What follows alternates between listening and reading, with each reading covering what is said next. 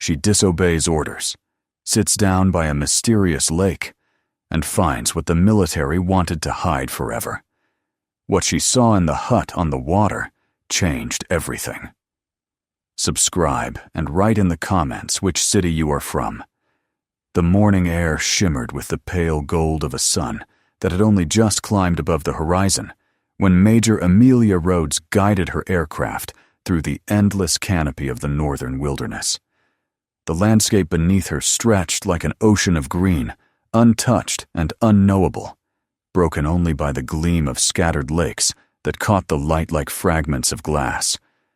From her cockpit, the world felt impossibly far away. No engines roaring on the ground, no voices, no noise.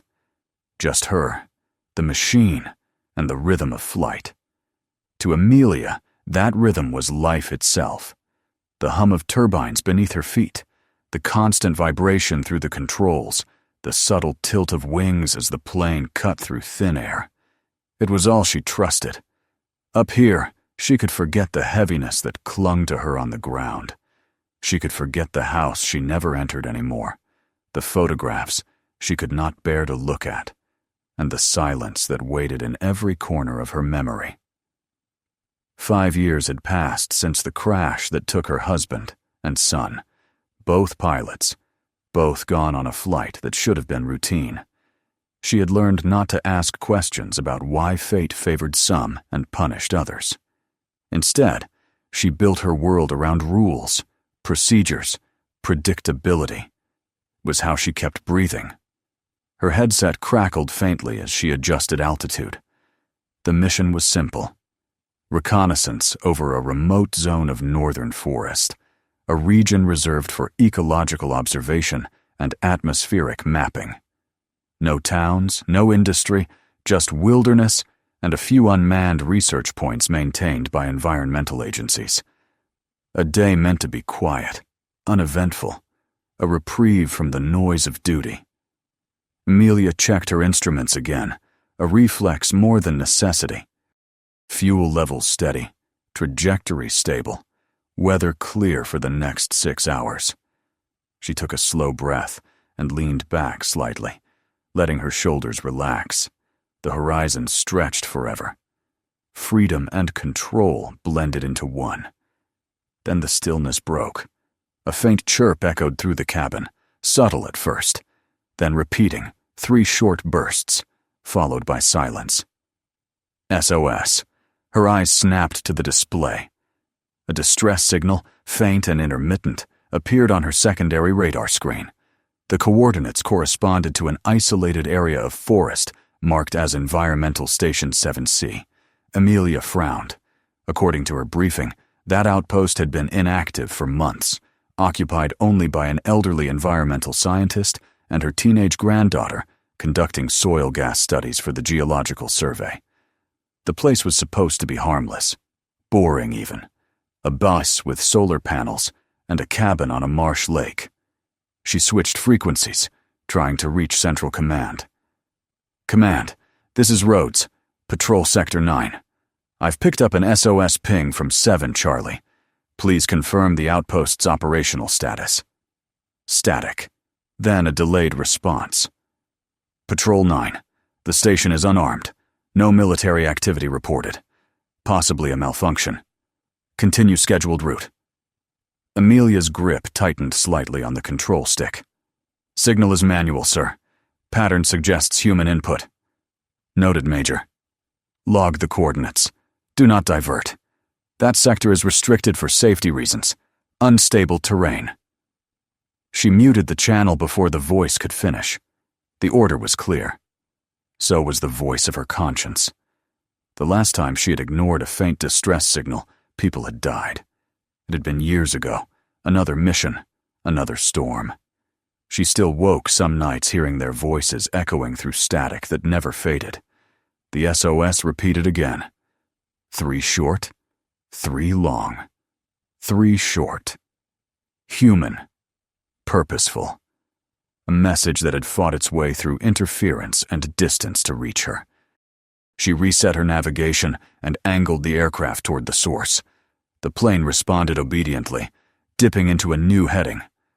Below, the endless forest gave way to subtle changes in color patches of darker green, lines of water glinting between the trees. She lowered altitude, sensors mapping the terrain. Then she saw it. In the heart of the forest lay a perfect circle of water, as if carved by some deliberate hand. Its surface was still, a mirror reflecting the sky. And there, in the center, stood a small cabin raised on wooden stilts, connected to the shore by a narrow pier that looked fragile against the immensity of nature. It was a strange, almost impossible sight. Human order in the middle of untouched wilderness. The camera feed zoomed in automatically, sharpening focus. On the cabin's porch stood a figure small, motionless. Amelia squinted. A girl, perhaps 16, thin, wearing something white. The moment the image stabilized, the signal on her radar surged again, then cut off entirely. Her pulse quickened. The official report said the station was stable, its inhabitants safe. But no one had mentioned a distress call or a child standing alone at the edge of a structure built above a black lake. Amelia's instincts, the ones that had once saved her life in combat, stirred with sudden clarity. Something was wrong down there. She switched channels again, this time to a secure line. Command, roads again. Visual confirmation of habitation at 7 Charlie. There's movement, possibly the granddaughter. Signal repeated twice. Requesting permission to investigate. The response came colder than before. Denied. Proceed on assigned route. Station is under environmental supervision, not military jurisdiction. Do not engage. Her jaw clenched. Words like jurisdiction and protocol had already buried too many people. She reduced throttle, guiding the aircraft into a slow, circling descent. Her eyes never left the lake. From this distance, she could see the trees surrounding it. Tall pines, dense, forming a wall that hid the world beyond. There was no road, no clearing, no way in or out except through the air, which meant if that SOS was real, whoever sent it was trapped. For a moment she hesitated. Obedience had been carved into her bones through years of service. Disobedience could end her career. But the thought of flying away, knowing someone down there was calling for help, burned hotter than fear. She took one final look at the cloudless sky, at the sunlight breaking across her wings, and made her choice. She veered away from the lake, scanning for an emergency landing point. 2 miles east, a narrow stretch of flattened ground, an old logging path half reclaimed by weeds. Flashed on her radar. It would be rough, but possible. She keyed the recorder, logging her deviation as navigational correction. Her hands moved with precision, her mind already calculating the fuel cost for an unscheduled stop. The engines responded with a low growl, and she brought the plane down. The wheels struck uneven earth with a jolt that rattled her teeth, but she kept control. When the aircraft finally shuddered to a stop, the silence that followed felt heavier than before. She opened the hatch, stepping into the wild scent of soil and pine. The forest swallowed sound like a sponge. No birds, no wind, just the slow, steady drip of water from leaves. She took her sidearm, a field medkit, a flashlight, and a flask of water. Her boots sank slightly into damp moss as she started toward the direction of the lake. Every instinct told her she was walking into something hidden. The deeper she went, the stranger the forest became. The ground turned soft, spongy. A faint chemical odor hung in the air, sulfur maybe, or burning oil. Sunlight filtered through the trees in fractured beams, and in those breaks of light, she noticed details that didn't belong. Rusted metal fragments, half buried in soil, a discarded case marked with faded letters reading, Eco Service U.S. Property. A broken drone camera lay near a stump, its lens cracked and green with moss. The silence deepened the closer she came to water. By the time she reached the edge of the clearing, the forest felt dead. The lake spread before her, dark as ink, ringed by fallen branches and decaying reeds. A few birds floated lifeless on its surface. The cabin stood exactly as she had seen it from above, small, wooden, balanced on stilts, its reflection trembling in the water. The pier that led to it was warped, its planks slick with algae. And at the far end of it, someone moved. A woman stepped out from the doorway of the cabin. Her hair, once gray, hung in tangled strands, her face drawn and hollow. She wore a dirty white lab coat, torn at the sleeve, and held a lantern that flickered in the light. Behind her, the girl appeared again, the same one Amelia had seen through her camera feed. The child's face was pale, eyes wide with something between fear and hope. Amelia raised her hand slightly, showing she meant no harm. "Major Amelia Rhodes, United States Air Force," she said, her voice steady. "I received your distress signal." The old woman stared for a long moment before nodding slowly, as if trying to remember how to speak. "You shouldn't have come," she finally whispered. "They said no one would." Amelia's gaze drifted to the black surface of the lake behind them. The air shimmered faintly above it, like heat rising from asphalt. "Who said that?" she asked. The woman's eyes darted toward the trees, and her hand tightened on the lantern. "The ones who were here before you." A chill ran through Amelia's spine. She looked once more at the lake, the cabin, the endless wall of trees pressing in, and realized that the silence surrounding this place was not natural. It was forced, suffocating, like the world itself was holding its breath. And in that moment, standing at the edge of a dark mirror that reflected nothing but sky, Amelia Rhodes understood she had crossed a line from which there would be no turning back. The mission was no longer about observation or protocol. It was about survival and the truth that waited, buried beneath the water's still surface. The air around the lake felt heavier now, thick with something more than humidity. Amelia stood on the warped boards of the pier, the wood creaking softly under her boots. The older woman's lantern flickered weakly, throwing uneven patches of gold across their faces.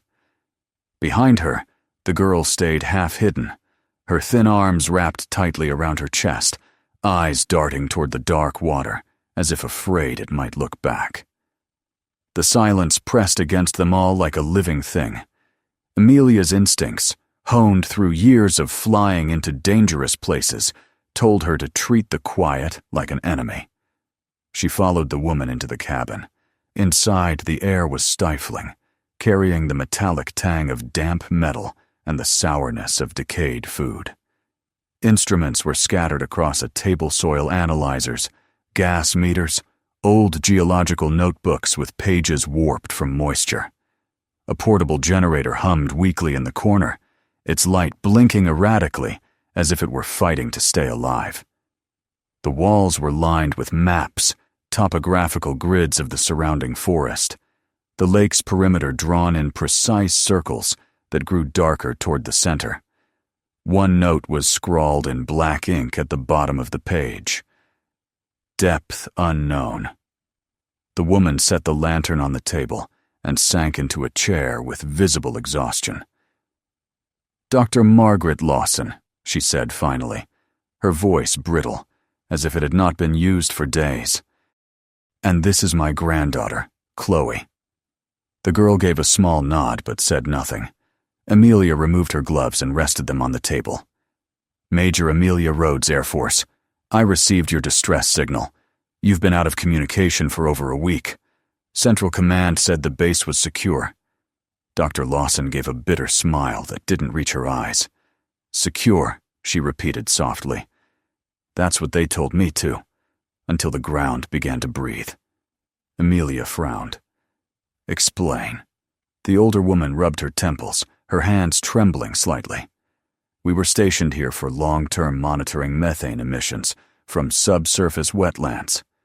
Simple work, tedious, but important. But about 10 days ago, the readings spiked. Gas levels increased far beyond any natural fluctuation. The lake began releasing heat, actual warmth you could feel through the water. Then the generator started failing, and we lost satellite link. The line to the Bureau of Environmental Sciences went dead. "Why didn't you evacuate?" Amelia asked. Dr. Lawson looked up slowly, and for the first time, Amelia saw fear settle deep in her eyes. "Because we weren't allowed to." 2 days after the signal interference began, a team arrived. 4 men in black uniforms. They said they were from the Department of Environmental Security, though none of them carried identification. They took my data drives, my field notes, and every piece of equipment capable of recording readings. When I asked who sent them, they said only that the site had been reclassified as restricted. Then they told us to stay put. That extraction was pending further assessment. "They left you here." Amelia's voice was low, sharp. "They left, yes. But before they did, they placed something in the water. A metal capsule about the size of a barrel, attached to cables. They said it was a stabilizer." Margaret's expression hardened. But the next morning, the lake began to glow. Amelia turned toward the small window facing the water. The surface outside rippled faintly, reflecting a dim, unnatural shimmer that reminded her of aircraft exhaust. "And that's when you sent the distress call." "I tried. The primary transmitter was disabled. I had to use the old Morse rig on the roof. It only has range for short bursts. I didn't think anyone would hear." "I heard," Amelia said quietly. The older woman gave a small, broken laugh. "Then perhaps you were meant to." A soft clatter interrupted them. Chloe had knocked over a beaker while rummaging through a cabinet. Amelia turned, but instead of scolding her, she caught the haunted look on the girl's face. The child's voice came out barely above a whisper. "There's something moving under the house." Amelia crouched slightly. "What do you mean?" "At night," Chloe said. "It pushes against the floor, like breathing. Sometimes we hear it knocking. Grandma says it's the gas expanding, but it sounds like footsteps." Amelia exchanged a glance with Dr. Lawson, who looked away quickly. "It's pressure from the water," the scientist muttered, but even as she said it, her voice wavered. A distant rumble rolled across the forest. Not thunder, something deeper, like the low groan of shifting earth. The lantern's flame flickered violently. Amelia stepped to the window, eyes narrowing. The trees surrounding the clearing seemed to tremble, their reflections twisting across the black surface of the lake. For a moment, the ripples formed a perfect circle, expanding outward, as if something beneath had exhaled. "I'm going out," Amelia said. "Stay inside." She crossed the pier cautiously, the boards slick with moisture. Her flashlight cut through the dimness, illuminating the faint mist that hovered above the water. The air smelled wrong, metallic and sharp, laced with a sweetness that made her throat tighten. She crouched near the edge and dipped the beam of light into the lake. What she saw sent a shiver crawling across her skin. Tiny motes of green light drifted below the surface, swirling slowly like a living current. For an instant, they seemed to pulse in rhythm, a heartbeat deep in the water. Then something moved. A shadow slid beneath her reflection. Massive, smooth, gone before she could focus. She drew back, her hand instinctively resting on her holster, though she knew a weapon meant nothing against what she couldn't see. The lake was silent again, but the air thrummed faintly, a vibration she could feel through the soles of her boots. It wasn't just gas. It was something alive, or something that had been made to act alive. When she returned to the cabin, Dr. Lawson was sitting at her desk, tracing a finger over one of the maps. "You saw it, didn't you?" she asked quietly. "I saw movement. Could be venting gas or seismic shifts. But if you're asking whether it's natural, Amelia hesitated. I don't think it is. The scientist nodded slowly, as if confirming her worst fear. They weren't studying wetlands, she said. They were extracting something. The official project was called Boreal Emissions Study, but one of the men slipped once. He called it Project Veil. I tried to look it up. There's nothing. It doesn't exist in any database. What was the purpose? To draw energy from deep subsurface compounds, methane mixed with heavy isotopes, maybe. But I think they found something else. A gas or mineral that reacted strangely when exposed to oxygen. They said it could revolutionize clean energy. Her voice dropped to a whisper. Then they realized it couldn't be controlled. Amelia studied her, hearing the tremor beneath the words. What happened to the capsule? It's still out there, Margaret said. Anchored to the bottom. Every night it hums. The sound comes through the floorboards. Chloe hasn't slept in days. And now the ground. It's starting to change. The trees near the shore have stopped growing leaves. The animals don't come close anymore. As if to punctuate her words, a faint tremor shook the cabin.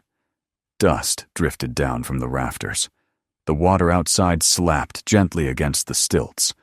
Chloe whimpered and covered her ears. Amelia put a hand on her shoulder. We're leaving tonight, she said firmly. Both of you. Margaret looked up, eyes wide. You can't. The radio's jammed. The last time I tried to send coordinates, I got a response. A voice I didn't recognize. It said, observers compromised. Containment in progress. That's why we leave, Amelia said. Now. She went to check the radio equipment herself. The main console was dead, but a smaller transceiver blinked faintly. She toggled the dial, static filling the cabin. Through the noise came a fragment of a voice, distorted but intelligible. Protocol. Secure. Eliminate. Anomalies. The rest dissolved into static. Her stomach turned. Whoever was running this operation, they weren't coming to rescue anyone. They were coming to erase evidence. The generator sputtered, then went dark entirely. For a moment, everything fell silent again. Too silent. Then, from beneath the floor, came a slow, deliberate thud. Then another. And another. Chloe screamed. Amelia drew her weapon instinctively, though the sound didn't belong to footsteps. It was heavier. Slower. As if something enormous was moving just under the surface. The air filled with a faint glow seeping through the cracks in the floorboards. A phosphorescent light, pale and shifting. Amelia grabbed the flashlight, crouched, and shone it downward through the gaps. Beneath the stilts, the lake churned violently. The glow intensified, swirling upward in a spiral of light that reached the underside of the house. It looked like liquid lightning, alive, twisting in rhythmic pulses. Margaret clutched the edge of the table, shouting over the rising noise. It reacts to movement! Don't go outside! The structure shuddered as another tremor rippled through the lake. A low hum filled the air, vibrating through their bones. Amelia forced herself to stay calm, thinking in terms of physics and structure. The vibrations meant pressure shifts, which meant the containment capsule was destabilizing. If it breached, the gas could ignite, or worse, spread airborne toxins across miles of forest. She looked at the two terrified faces before her and made her decision. Pack only what you need. We move when the light fades. Dr. Lawson's hands shook as she gathered a few papers. They'll find us if we leave, she said. They're watching. There are sensors around the perimeter. Cameras. Let them watch, Amelia replied. We're not dying here. The glow began to subside after several minutes, sinking slowly back into the depths. The water calmed, leaving only faint ripples that glistened under the moonlight breaking through the window. Amelia stepped outside again, scanning the tree line. At first she saw nothing but shifting shadows. Then a flicker of movement caught her eye, a reflection, not of the moon, but of glass. Lenses. Someone or something was watching from the forest. She returned inside. "We move fast," she said. "There's more out there than what's under the water." Margaret's voice trembled. "You don't understand. They're not coming to contain this. They're coming to bury it." Amelia looked at her, and in that instant, she understood what the woman meant. Containment didn't mean sealing the gas. It meant eliminating witnesses. The phrase from the radio repeated in her mind: eliminate anomalies. Outside, the hum began again, softer but steady. The air smelled stronger now, an electric ozone scent that burned her throat. Amelia felt the faintest vibration through the floor, a steady pulse, as if the earth itself had developed a heartbeat. They waited until the light outside turned gray with early dawn. Amelia checked her sidearm again, listening for the telltale buzz of drones. But the forest was still. She motioned for the two to follow. As she opened the door, a faint gust of wind brushed past her face, carrying the smell of burning metal. The lake lay still again, deceptively calm, its black surface reflecting the rising sun. But beneath that surface, she knew something was stirring. They crossed the pier one careful step at a time, Chloe clinging to her grandmother's arm. Every creak of wood made Amelia tense. She could feel eyes on them, invisible, but undeniable. The trees beyond the clearing seemed to shift slightly, their shapes blurring with movement. For a moment, she thought she saw a man standing between them, tall, unmoving, but when she blinked, he was gone. At the far end of the path, she turned back for one last look. The cabin stood silent, fragile, surrounded by water that shimmered faintly even under daylight. The wind carried the soft sound of distant machinery, a mechanical drone too regular to be natural. It came from deep within the forest, where the trees grew denser and darker. She knew then that the truth was buried not only beneath the water, but beneath the layers of secrecy that had wrapped this place long before she arrived. The outpost was no longer a scientific station. It was a graveyard of failed ambition, of men who had tried to harness nature and unleashed something they could not understand. As she led the two survivors into the shadows of the forest, Amelia couldn't shake the feeling that the land itself was watching, waiting. The air grew thicker with every step, the smell of sulfur mingling with the scent of rain. Behind them, the faint glow beneath the lake pulsed once more, as if marking their departure. Amelia didn't look back again. She didn't need to. The silence that followed was enough to tell her the truth. Whatever was under that water was awake, and it would not sleep again. The forest swallowed them whole. Every step Amelia took seemed to sink deeper into a world that had forgotten sunlight. The trees stood close together, their trunks dark and wet, their roots curling across the ground like veins of something ancient and restless. The air smelled of ash and metal, and the silence was so complete that each breath she took felt intrusive. Behind her, Margaret stumbled on a root, clutching Chloe's hand, whispering something soft and trembling.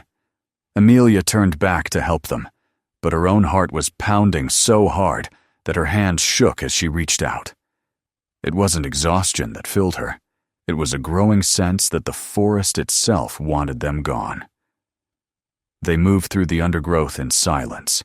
The faint mechanical hum from the direction of the lake had faded, replaced by the low, intermittent growl of distant engines. Amelia knew what that meant. The containment team was returning. They had to move faster. She pushed forward, scanning for any break in the trees that might lead to her aircraft. The compass on her wrist flickered oddly, its needle trembling between directions, as if disoriented by magnetic interference. Everything about this place felt wrong, as though natural laws were bending under the strain of what had been awakened. The ground began to tremble again, just slightly at first, like the pulse of something far beneath their feet. The tremor grew until leaves shivered on the branches and pebbles rattled down the slopes of shallow gullies. The air vibrated with the low hum Amelia had heard inside the cabin. She stopped and turned, eyes darting through the trees.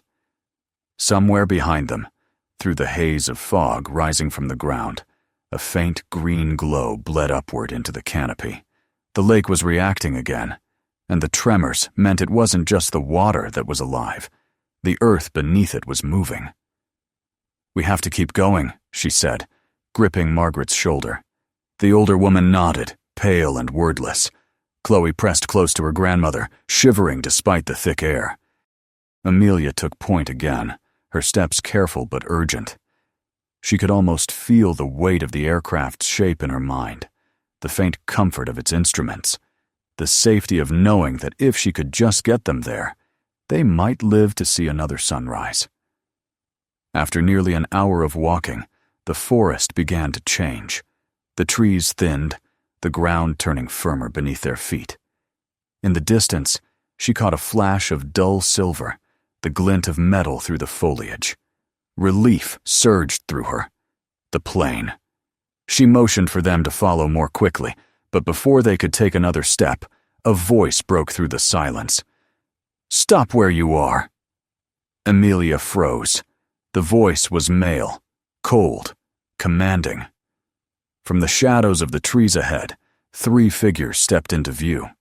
They wore the same black uniforms Margaret had described, unmarked, matte, their boots caked with mud. Their rifles were raised, not with the nervous twitch of amateurs, but with the calm precision of professionals. The leader, a tall man with close-cropped hair and eyes like steel, stepped forward. His tone was quiet, measured, but carried a threat sharper than any weapon. "Major Rhodes," he said, "you've interfered in a restricted operation. You will hand over the civilians and return to your aircraft immediately." Amelia's hand moved toward her sidearm, then stopped. 3 rifles, 2 civilians behind her. The math wasn't in her favor. "These people are civilians under U.S. protection," she said. "You abandoned them to die. I'm getting them out." The man's mouth curved in something that might have been amusement, though his eyes stayed dead. "You don't understand what's at stake here." He tilted his head slightly, as if listening to something through an earpiece she couldn't see. "Containment breach confirmed. Secondary objective authorized." The words made Margaret gasp. "Containment?" she repeated, her voice cracking. "You're going to burn the site, aren't you?" "You're going to destroy it." The man's expression didn't change. "The anomaly cannot spread. It must be neutralized." He gestured with his rifle toward the fog behind them. "Move. Now." Amelia's heart slammed against her ribs. She knew that tone. It was the voice of a soldier carrying out orders that didn't include mercy. In another life, she might have been him. She looked at the 2 trembling figures behind her, the woman whose only sin had been knowledge, the child who had never been meant to see such things, and realized she couldn't let them be taken. Not after coming this far. Her hand went to her belt, not to the gun, but to the flare pistol clipped beside it. She met the man's gaze, her voice steady. "You'll have to shoot me first." Before he could reply, she fired. The flare burst upward with a blinding streak of red, cutting through the canopy and exploding above the treetops. The forest lit up like dawn. For an instant, the men flinched, momentarily blinded. Amelia didn't wait. She grabbed Chloe's hand with one arm and pushed Margaret ahead with the other, shouting, "Run!" Gunfire erupted behind them, bullets slashing through branches and leaves. Amelia ducked low, dragging Chloe with her, weaving through the trees as bark splintered around them. Margaret stumbled, but kept moving, her breath ragged. Ahead, the clearing widened. The aircraft stood there, its metallic skin gleaming faintly through the haze. A bullet tore through Amelia's sleeve, grazing her arm, but she didn't stop. She shoved Chloe forward, shouting at her to climb into the cockpit. The girl obeyed, scrambling up the wing. Amelia turned just in time to see one of the black-clad men break through the tree line, rifle raised. She fired once, the shot echoing through the clearing. The man dropped, his body folding silently into the moss. The others hesitated, slowed by caution or fear of hitting each other. It was enough. Amelia dragged Margaret up the wing, shoved her into the cabin, and jumped in after them. The cockpit smelled of oil and earth, of safety and danger all at once.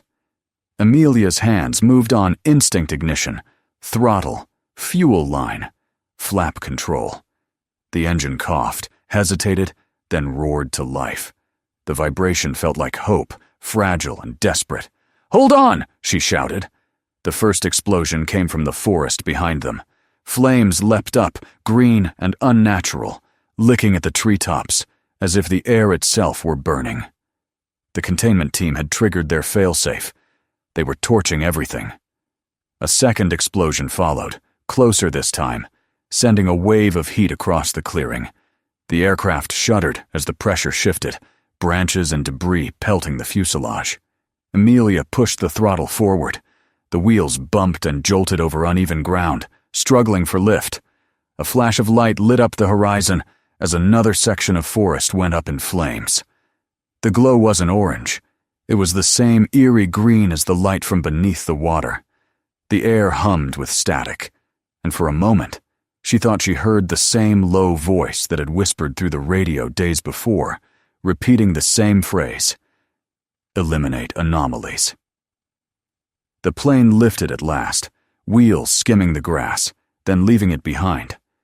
Below them, the forest convulsed in waves of color, green and blue, flashes of white light searing the darkness. Amelia could see the lake in the distance, glowing brighter than before. It was no longer still. The water churned violently, spiraling downward into itself, forming a massive vortex. The cabin that had stood above it was gone, torn apart. Around the edges of the lake, the ground split open, releasing geysers of steam and light. The air rippled with distortion, as if reality itself were bending around the chaos below. "Don't look," Amelia said, her voice low but firm, though she couldn't take her own advice. The sight was horrifying and mesmerizing all at once. Something enormous was awakening beneath that water, something that made even the flames seem small. And then, as if the forest itself exhaled, a final explosion ripped through the valley. A column of light shot upward, piercing the clouds, and the world below vanished in a flash of green fire.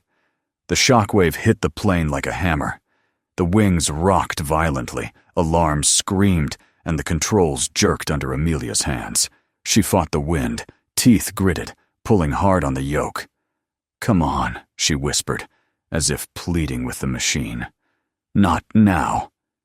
The plane shuddered, then steadied. Smoke trailed behind them, but the altitude climbed. The worst of the turbulence passed, leaving only the roar of engines and the sound of Chloe's quiet sobs behind her. They flew through the storm for hours. The sky darkened, rain slashing against the windshield, lightning flashing across the horizon. Amelia barely noticed. Her focus narrowed to the instruments, the faint glow of the altimeter, the rhythm of survival. When the storm finally broke and the first light of dawn spilled across the sky, she exhaled for the first time in what felt like years. The world beneath them stretched endless and untouched, the forest reduced to a smear of gray smoke on the horizon. By the time they reached the nearest military outpost, the plane was running on fumes. The landing was rough but steady, the wheels screeching across the runway before settling into silence. Medical teams rushed forward, voices overlapping in confusion and urgency. Amelia unbuckled, helping Margaret and Chloe down first.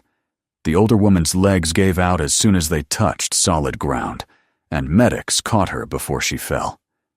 Chloe clung to Amelia's sleeve, too weak to speak. As soon as Amelia's boots hit the tarmac, 2 officers approached. Their expressions were unreadable, their uniforms crisp and anonymous. "Major Rhodes," one of them said. "You're to come with us." She didn't argue. Inside the debriefing room, the air was cool and sterile, the kind of place designed to strip emotion from memory. The questions came one after another, her coordinates, her reasons for deviation, what she had seen, what she had done.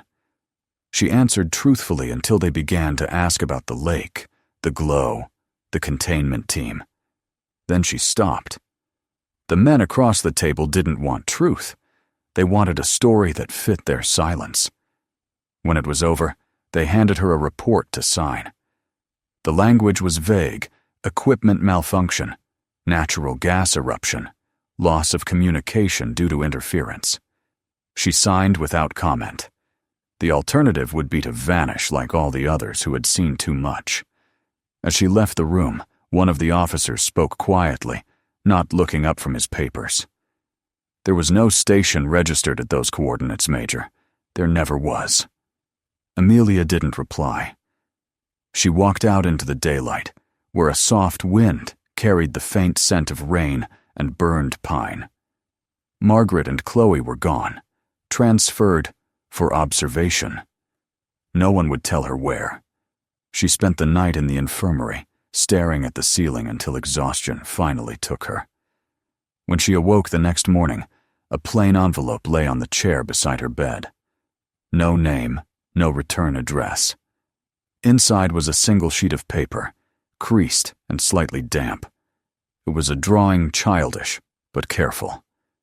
A small wooden cabin standing on the water, a plane in the sky above it, and 3 stick figures holding hands on the shore. At the bottom, in uneven handwriting, were the words, "You saved us, but the water still breathes." Amelia sat for a long time, the paper trembling slightly in her hands. Outside, the morning sun had turned the sky a soft silver, and somewhere far beyond the horizon, the world carried on as if nothing had happened. But she knew better. She could feel it in the silence between gusts of wind, in the way the air sometimes trembled just slightly, like the echo of a hum buried deep within the earth. That night, standing alone on the edge of the base's runway, she looked up at the stars. The forest in the distance was dark again, lifeless, but on the horizon there was a faint glimmer of green, barely visible against the sky. A shimmer, like light reflected on the surface of unseen water. She knew it wasn't a trick of her eyes. Amelia Rhodes closed her eyes and listened. For a moment, she thought she could hear the soft rhythm of that heartbeat again, the same pulse she had felt through the pier, through the floorboards, through the earth itself. The water still breathed, and though she had escaped the island, a part of her knew she had only delayed what was coming. Some things could be buried, silenced, erased from every report and every map. But not all of them stayed dead. Some waited beneath the surface, patient and eternal, whispering through the silence of the world. When the wind shifted, she opened her eyes. The horizon glowed faintly once more, and then the light was gone. She turned away from it, walking back toward the barracks, her steps steady and quiet. Behind her, far away, the earth exhaled. If you enjoyed this story, don't forget to subscribe for more. Share this video with someone who loves mystery and truth that won't stay buried. And stay tuned. Another story is already on the way.